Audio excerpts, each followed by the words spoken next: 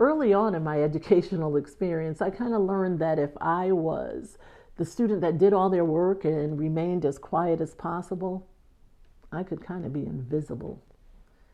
And everyone would just leave me alone in my safe space. So invisible I would be until I met Mrs. MaGrath.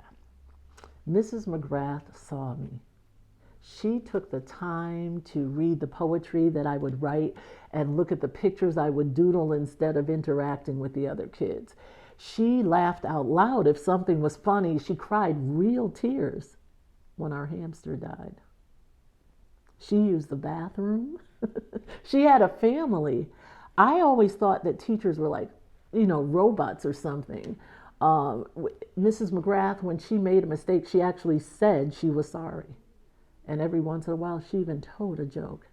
Once, when all of our praying mantises hatched during spring break, Mrs. MaGrath actually ran around the room with us, trying to protect them from the custodians.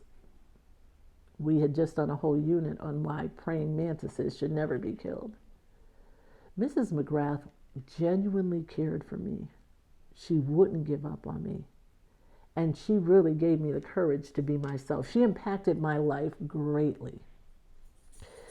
I was a senior in high school, and everything I had learned from Mrs. MaGrath had carried me through to that point. And now here I am. I'm sitting in high school in an English class with Mrs. Wilhemenia Christon.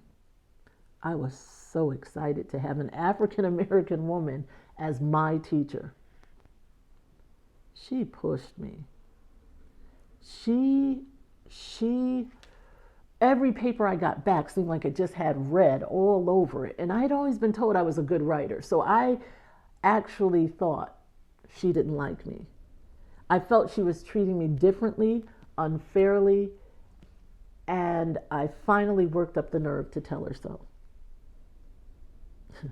Mrs. Wilhemenia Christon, who later won the Milkins Educator Award, looked me in my eyes and told me, life is not always going to be fair, and fair does not always mean equal.